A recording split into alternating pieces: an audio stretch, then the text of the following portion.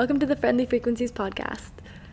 I am here traveling the world solo and sharing my journey of self-discovery and self-actualization with you. And it's always my intention that I'm able to help you with the lessons that I learn about myself, with the screw-ups and the learnings and the profound realizations that I have along the way. I always hope that I can speak about them in a way that resonates with you, and that you are able to self-reflect on your life and take something valuable from these conversations. So that's why I'm here. And I today just want to talk about triggers and how triggers are mirrors. So what I mean by that is when somebody or something triggers a negative response in you, or I guess let's say any response, but we're going to go with, say, a negative response today because I think this is more easy to understand the concept. So say a person or a situation triggers a negative emotional response in you. You meet somebody, you don't like their vibe, you don't like what they're saying, or whatever it is that they said or the way that they are makes you uncomfortable, or you don't like it, and you don't like them. These situations happen all the time, right? So this is a very easily applicable conversation to everyday life. And the good news is that every time this happens, this is an opportunity for growth and for understanding of yourself better.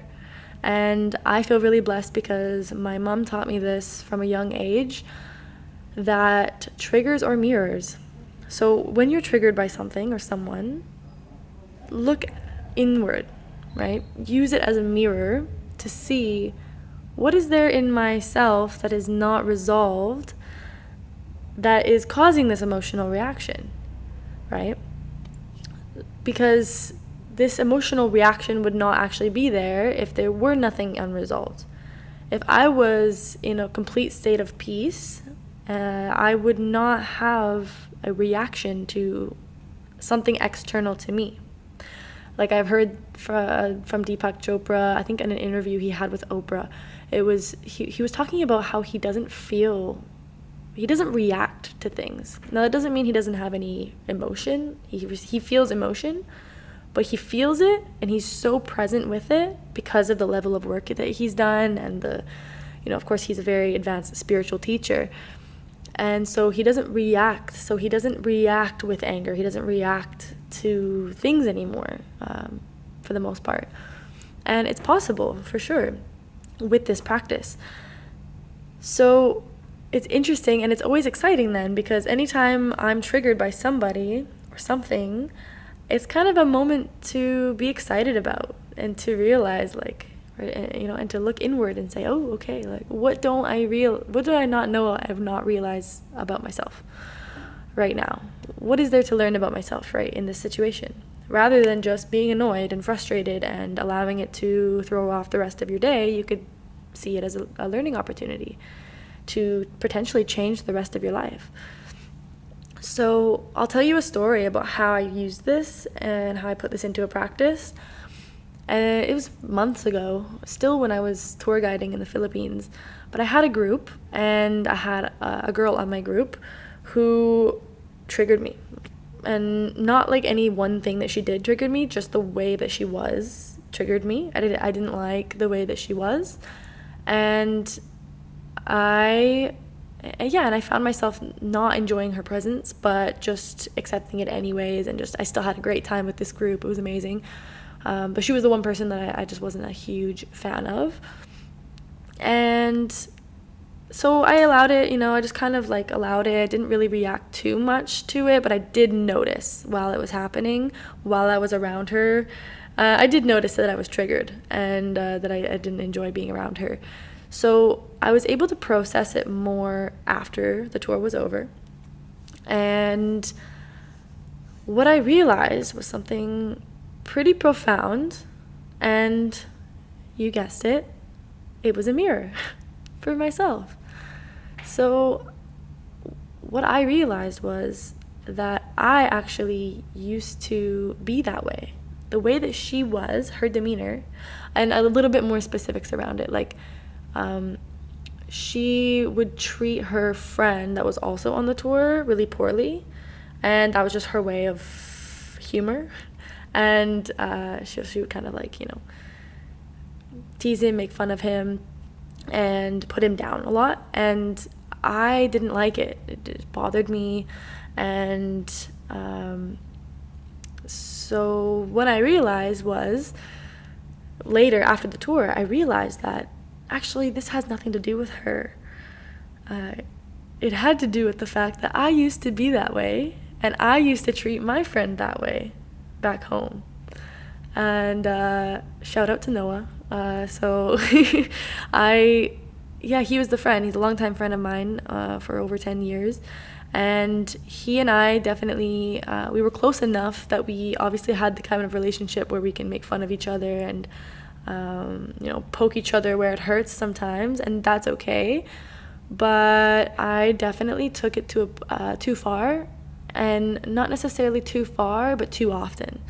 And I noticed that I would be always like attacking him, especially when we were with our other friends or just in any, around any like groups of people. I would always be kind of jabbing at him and making him look stupid or sound stupid. And I just thought that, that's just how we were. And then it wasn't until I saw it on someone else that I realized, and I didn't even realize in the moment, that I don't like that. And I don't want to be like that. And in the moment, I was like, wow, I'm glad I'm not like that. And then it dawned on me, maybe a week or something later, that, I was like that. and it was such a cool realization, because it really proves the point that triggers are mirrors. It's never about the other person, actually. It's always about yourself. No matter how horrible the other person could be or the situation could be, the reaction is always about you, because you are always in control of your reaction. Well, it may not seem like you're always in control of the reaction, but actually with practice, you can be, and you will be, and you are. It is up to you. Your emotions are in control of you. Other way around. You are in control of your emotions at the end of the day. And if your emotions are controlling you and allowing you to react or causing you to react, then that means that, for me, that would mean that you would need to work on your emotional intelligence. For me, my understanding of emotional intelligence, or one aspect of it is being aware of your emotions and noticing when they come up, rather than, you don't need to not have the bad emotions, the negative, uncomfortable emotions, because those are necessary and vital for your growth and experience in the world. But when they arise, to be aware of them and to not react and have your outward actions be based on those inward feelings. And so, So bringing it back to the story, I reached out to my friend, to Noah, and I told him, I said, hey, I just had this realization, told him the story, and I just said, hey, I'm sorry that I treated you that way for 10 years. I didn't notice it, and how that's not a way that I want to be, and I didn't notice it until, much later, until after I'm not around him anymore. He's back home in Canada. And so he was totally cool with it, didn't have any hard feelings or anything. He was like, yeah, that's just the way our relationship was. I had no problem with it. But for me, I feel really good now that I was able to kind of come to that understanding, because I've matured a lot since I left home, for sure.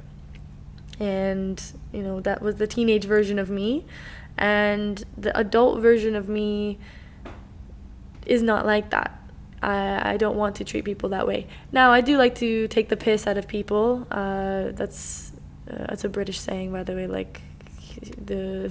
All the British people I hang out with have got me saying that. But for those of you in Canada, it's I still make fun of my friends.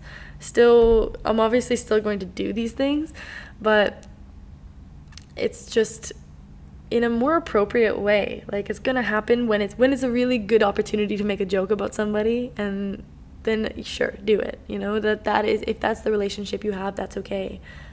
But I think I really got to notice on another person when it was just they were always grasping at straws, trying to make fun of the other person. And in that case, it's not really funny. And that's the whole point of why I think that I was doing it, at least, is that I was always trying to be funny. And it was my way of getting attention, or my way of just, I don't know, showing my love for my friend for some reason. Like, maybe that's just how I showed my affection back then to people that were in my life. I don't know, but so this was my realization around triggers. And I already knew that triggers I already knew the importance of it, and I'm sure I have plenty of more stories like this, but I think this one really encapsulates the whole point of it. And so this really, to wrap it up and to kind of bring it into a really beautiful, like, what does this really mean? And what does this boil down to?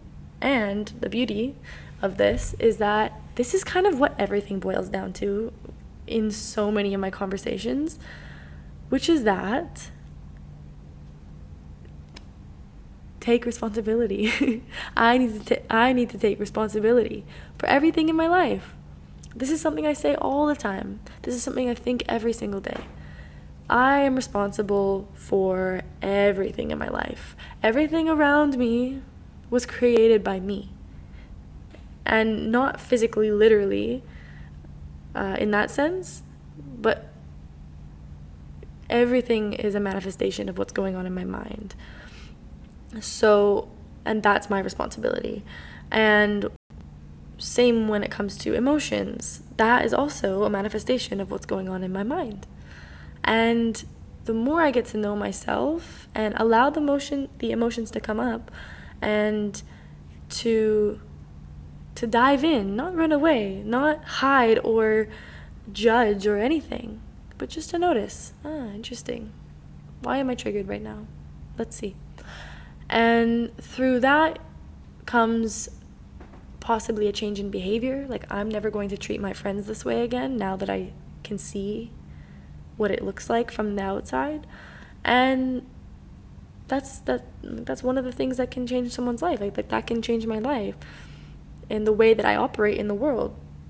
And because when I go home to Canada, I'm probably going to fall back into a lot of the ways I used to be, a lot of the old habits, good and bad, and the ways that I used to be. I mean, I'm around the people that I grew up with, and the way that I was with them growing up is definitely how I'll probably be when I go back, which is great, and it's exciting. I'm excited to go back to that and to see them again and to kind of tap back into that teenage version of myself for a little while. But now I have this awareness of how I want to operate with my friends, how I want to treat people in my life. So triggers are mirrors. So anytime that you're triggered by something, this is the learning that I am, the learning that I had that I want to hopefully pass on to you, because I have mentioned this to people before, just in conversation, and I've had people, sometimes people will say, wow, like I've never thought about it like this before, that triggers are mirrors. And so when I hear feedback like that, I'm like, okay, I need to talk about this on the podcast, because sometimes I think that something is so obvious, maybe not this one exactly, but some things that are very innate to me, I think are just an obvious thing, but it just depends what you were raised to believe, right? Everybody has their own beliefs, and this doesn't actually mean that this is truth, or like this is fact or truth, but this is my truth. This is what I believe, and this is what I experience in the world. So if what I can say resonates with you, and you can just test it out next time that you get triggered by something, have a look inward. So this is going to be more of an assignment rather than a question, which is just to notice yourself. The next time a negative emotion arises in you, when you talk to somebody, when you have a conversation at work, when some situation in life, I'm sure it happens often, like it does for most people, right? Anytime you have a negative response, negative emotional reaction, I just want you to look inward and use it as a mirror and ask yourself, what is this reflecting about me? You can ask yourself, how did I create this situation? Or, how does this reflect something? Let me go into this a little bit more, actually, because it can show you something about yourself and the way that you are. Where am I going with this? Wait, I had a thought and it just came into my mind. Let me see if I can do this.